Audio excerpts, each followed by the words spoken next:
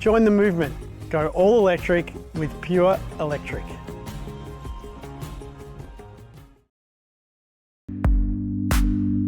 Welcome to our Sustainable House Day presentation on Harmony House.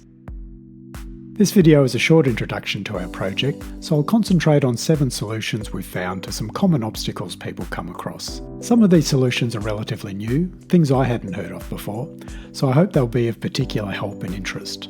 I'll put relevant details up on screen as we go, as that's something I've found really helpful on past Sustainable House Days, when homeowners handed out details on all the useful things they'd done. So first up, design, with a common problem here being how to get a really energy efficient and effective passive solar house on a modest budget. I spent a long time looking into all sorts of different options without managing to find that combination of performance we were after and affordability that we needed. But that all changed when I discovered the Design for Place house plans soon after they first appeared on the Your Home website.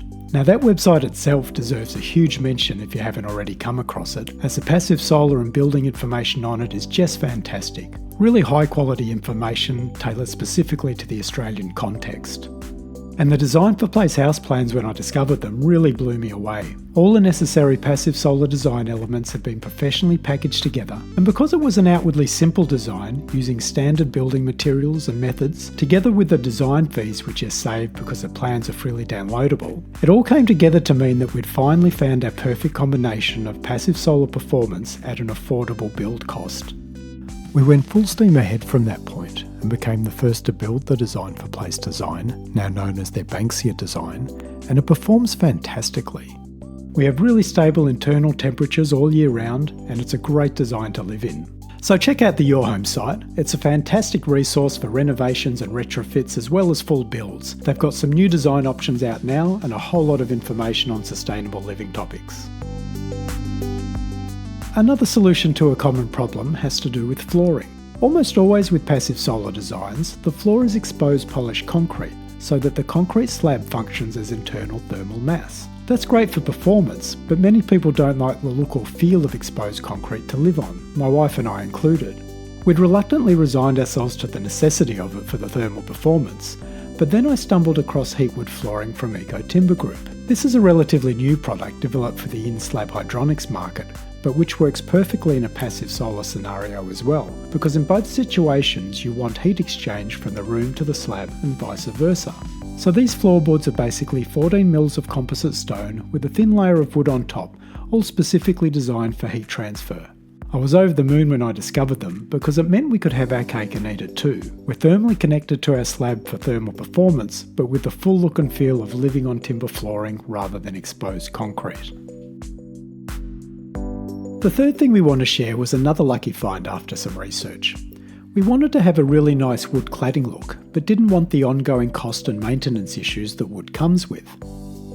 What we found was territory cladding from Cementel, which are basically fibre cement panels with a whole range of really nice wood look and stone look finishes. They look great and come with 2 huge bonuses. Firstly, there's no ongoing maintenance needed in terms of oiling or painting, and secondly, they come with what the company calls a Nikigard self-cleaning coating, where silica particles in the finish absorb water molecules from the air to form a protective film on the surface. That means dirt doesn't attach directly to the panel, but washes away when it rains. So this cladding is a real winner, and I think will look as good as new for decades to come. One of the main ways to reduce your environmental footprint is to use less energy. Better performing houses do that, of course, and generating your own electricity takes things a step further. When I was researching solar PV systems, especially off-grid ones, it became really clear to me that the single most important thing was to get someone really experienced to size and design it. Out of all the companies I contacted, the one that really stood out from the rest was Off-Grid Energy Australia. They install all across Australia and are real specialists in both off-grid and hybrid systems. So I confidently left the system design in their hands, answering all their questions about our lifestyle and past energy use, etc. And the result has been fantastic. Our battery levels almost never dip below 80% even in winter, which shows the system has great design redundancy. We have to show some user common sense, of course, which generally just means doing our discretionary loads, things like the dishwasher and washing machine, during the day using available sunlight rather than dipping into the battery bank overnight. But that actually becomes part of the fun, being aware of the weather conditions outside and making usage choices based on that. In fact, one of the best tips I can give to help that process along is to have your system data available in a really convenient and accessible position. We have a small tablet screen flush mounted into a kitchen wall, so at a glance we can see exactly how much energy our appliances are currently using, how much of that is coming directly from the panels, and how much might be coming from the battery bank. After a few months of watching that panel closely and relating it to the clouds and sunlight I was seeing outside, I soon became really adept at knowing what loads to do when to get the most out of the system. And something just as important as energy, good clean healthy drinking water, with the main decision here being what material we should collect rainwater in, especially if we are going to be using it for drinking. Researching this showed me that the standout option by far is stainless steel. It's an extremely non-reactive material that lasts for absolutely ages, so is ideal for long-term water storage without any chemicals gradually leaching into your water, as can happen with degrading plastics over time. And because it is such a long-lived material, when you work out the cost over the lifetime of the product, a stainless steel water tank is more cost-effective than a plastic one. We found a great supplier with a company called Stainless Steel Tanks.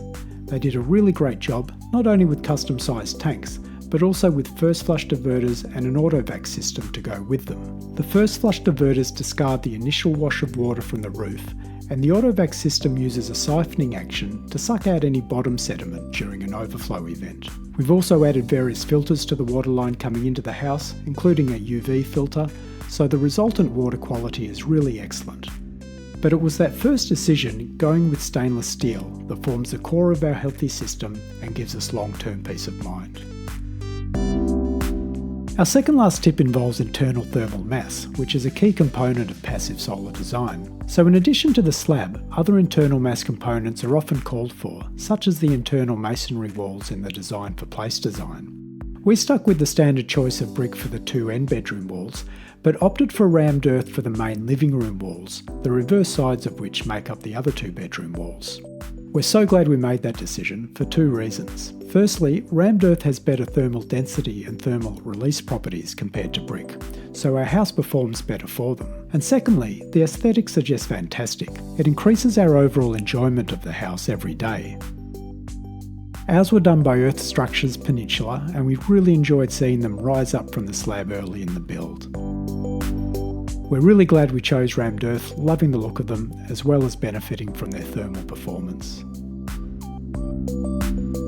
And number 7, last but certainly not least, is the problem of having nice large lawn areas, but not the time to keep on top of all the mowing. The 450X auto mower from Husqvarna has been an amazing solution in this regard. You set up boundary wires around your lawn and a guide wire down the middle, then after setting a few parameters, off it goes. It mows for a few hours each day, depending on the size of the area, constantly trimming the grass to a set level so that it always looks perfect. There's no cut grass to worry about, as the millimetre or so of trimmings each day goes unnoticed. And the best bit is how eco-friendly it all is. There's not a single drop of fossil fuel used, and it takes our solar PV system only 2 minutes on an average day to generate enough energy to power the unit for over 10 hours of mowing. The kids and I have named him Humphrey and talk about him almost like a family pet. He's a big talking point with visitors too, being quite the novelty. As a time-saving and energy-efficient solution, the 450X is awesome, one of the best additions to the project we've made. So that's out of time, but hopefully some of those things are new and helpful. There's heaps more I could talk about, like our worm farm septic system, where a colony of live worms process all of our black and grey water, or our far infrared heating panels. Although we don't have to use them often, they're a great backup source of radiant heat that work really well in a passive solar scenario. This year we've also managed to affordably add an electric vehicle to the project, and have found ways to manage the charging regime successfully on our off-grid energy system. So feel free to go to our website for more detail on our whole project. Thanks to Renew and their sponsors for organising such a great event each year. And I'll leave you with a screenshot of those on-screen details we've put up so you can find them all here easily. A bit like those physical handouts from homeowners that I've found so helpful in past years. Good luck in all your plans and projects. I hope they turn out really well.